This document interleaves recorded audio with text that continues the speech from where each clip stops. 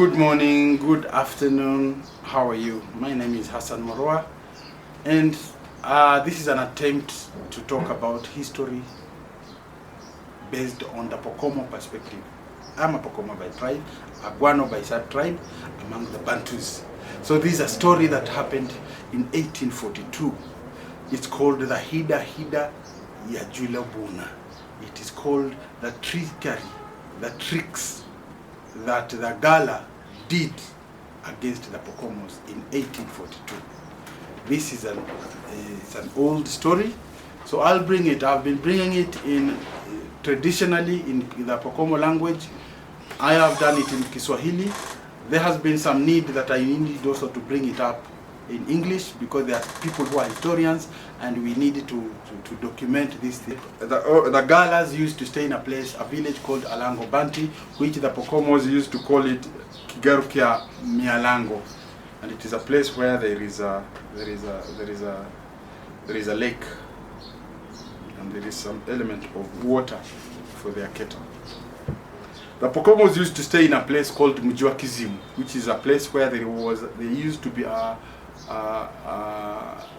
oxbow lake. The Pokomo is called Ntune ni place where they used to stay. So the case is called HIDAHIDA Ya Jillo Buna. Pokomos we call it with an A. HIDAHIDA Ya Jillo Buna, but the Gallas call it HIDAHIDA Ya Jillo Bune. Most words end with E, either E or O. In the Pokomo setup, most of them finish with A. So a name like Komora is the equivalent Komore or Komoro, the same thing. So Jillo Buna in the Pokomo, Jillo Bune, it can even be Jillo Buno. They still the same one. Buruno, Buruna, Burune.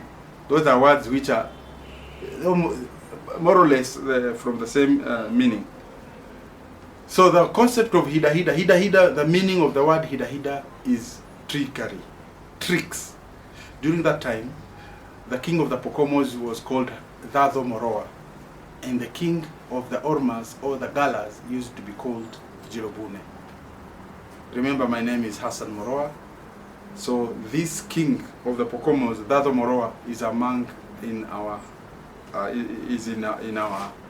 hierarchy.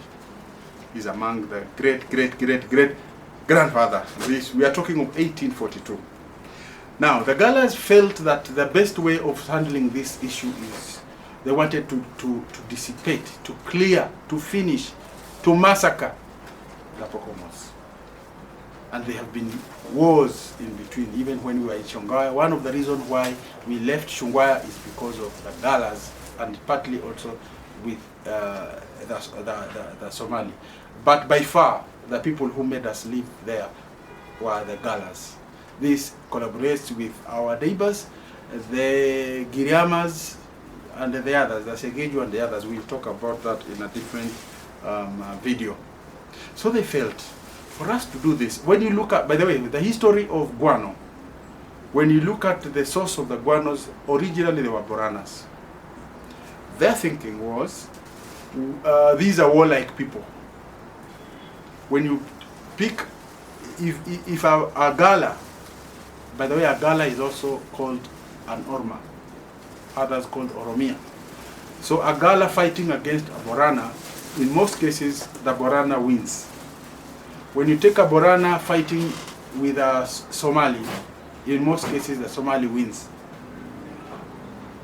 The Somali, of course, hitting the Orma, that one is 10-0. The Orma always loses. That has been the history. Now, among the Pokomos, when you realize that this Gwano sub-tribe of the Pokomos, their origin is the Borana. These are guys who are also warlike. They get annoyed very fast and they can really fight. So they felt, for us to finish the Pokomos, we have to start with the Gwanos, because we clear the Gwanos, the others to be a walk home. So they had a plan. What was the plan? The plan was, one, we give them some presents. They felt they need to give them a present of 3 bullocks, fahali, kubwa, the big thing, 3 of them. But before they take it there. They were going to do some medicine. They give them some medicine, giving them some charm, giving them some kind of, you know, the African juju, to make sure that these guys, whoever takes this, becomes, his brain will not be okay. He will not be able to reason or in a right way. So they took that and gave the present to Hassan Morowa, the king of the Pokomos, of the Gwanos. When they give them to them, he was wondering, how come? Why are these people giving us this? He said, no, we are not going to take this. But the other guys, his council of elders said, no, this is wrong. You cannot say, when someone gives you a present, you can't say you can't take it. Okay. And then you cannot say you are not eating. This is food, and we are hungry. We don't have kettle. These guys have given us kettle. Why are you saying we should not take? It became a big issue. So he said, he said, you can eat, but for me, I will not. And I don't want any of my children to take, and I don't want any of my wives to take this. So in other words, our family will not take it. And they didn't. But everybody else took. Then the next thing was, they said, let us create an issue that, as a rumor, creating curiosity among these, how to finish them. Because if we go fighting with them on a one-to-one, we will not win. We tell them, our king, there is something. There is a vulture that has, there's a vulture on top of the head and shoulders of their king. That is Jillo Bune. So come and watch. Something very interesting. Come and watch. Those became curious. What? This information, when it came to Hassan Morowa, kill the king, he said, no, there is a problem here. A vulture will never be on top of someone's head unless that person is dead. So something is not adding up. As the king, I say, don't go there. This guy said, no, what's the problem with you? What's the problem? Maybe it could be because of the taking of the meat of the bullocks, of the bulls. African Jujuwaki.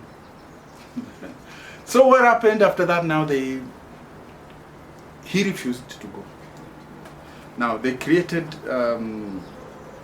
they went and created something around, kind of a shed. You know, there's a cattle shed. Now they put it, the right word is what? A stockade. The right word is a stockade. They created a stockade and divided it into 3 places. So this person, they were the ones who choose who should go. They chose the people who are the strongest, those who are the real fighters, the warriors. So when they were going in, they said, no, you cannot go and to the king with a weapon. And that is true. That is very normal. It's a normal standard. You cannot go to a king. Today you can't go to a president or a king and you are having a pistol or something like that. They will always disarm it. So that was a good reason. So they used to take, he comes, they disarm him, they tell him go, and you go, you don't come back. From here, the opening is here, the other opening is at the end, and you go. Now we will take your weapon and give it to you as you are coming out. So as they enter, these people are not able to see what is there. So they go there, they disarm. Once they see him, they disarm. One of them takes the spear to take it to the other side, knowing this guy is going to go there. But when they go there, they cut him using a panga, a machete. So they were killing. Others are saying they were using the spear. And in the process, they killed everyone that was going there, one by one, from morning until evening. That was a very, very, very, very bad thing that happened to these people. Now, in the Pokomo culture, children are not allowed to go there because that was part of the reason. Only the old people, no man, only the men. The young men, no, not very young. The children, no. Young men and those ones who are a little bit old, those are the ones who are allowed to go there. But no woman was allowed there. Now this young boy became curious. What was there? I also want to see. Of course, he went from the bush, and climbed a tree just to see what's happening there. Alas, when he went and checked, he realized these guys are being killed. What? Came down, rushed to his village, and the information came that those people who are going there are actually getting killed. And because of that, the king now realized what he called. He sent some people immediately and to tell them that there is a problem there. Our people are getting killed. After they came back, they had now a council, and they said, no way, we must fight back. If they have killed our people, we have to kill them back immediately. That's revenge. But now it was late. When he took the council, they said, no, we can't do it today at night. Why are we fighting at night? The best fight is during the day. He's seeing me, I'm seeing him. We fight. They said, fine, let's go to tomorrow. So they called the neighbors. The neighbors were Anderas, going southwards, and northwards they were the Kinakombas. They came. They said, you are right. Let's attack them tomorrow. We wake up early in the morning, we are going there. So now the Ormas, by the time they realized what we have killed and these guys have discovered, he said, the way we know the Gwanos, these guys will actually come here. If not today, even tomorrow morning. So we cannot stay here. We have to move and move now. So by the time they go there in the morning, there is not a single Galla, there is no single cow, there is no single dog, there is no single even anything. And they killed them. They moved away. Wow! They said, we have to revenge. We have to follow them wherever they go. According to one of my ancestors, Meza Galana, the one who brought in, who came up with the national anthem, he said these are the Gallas who went to Waldena and Wai. That is what happened. And that is the reason why the Gwanos among the Upper Pokomos, they are fewer. That is the reason. Now, this information gives us 3 other cases. How did the Gwanos revenge? That will be one of the topics in another video. Another thing came up.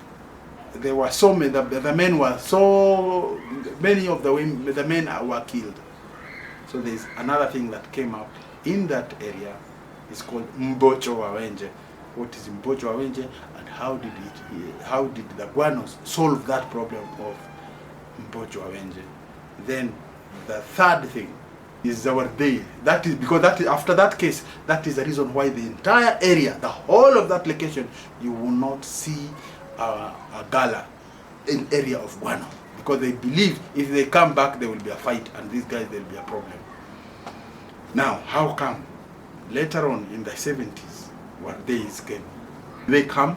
How did the Gwanos? How are they related to the Gwanos? How did the Gwanos think? How did they decide? How did they welcome them? Because of that, and up to now, there has never been a war between the days of Hara and Gwanos, while all the other areas there have been some fight. Why is it like that? We will talk about that also in another video. So 3 things to talk about. 1, how did they revenge? 2, how did the Wardei, how come the Gallas were not allowed there but Wardeis were allowed? 3, the Mbocho Wawenje case, how did it come? Please remember to subscribe. We will talk again in another video. Thank you very much. This is Hassan Morowa.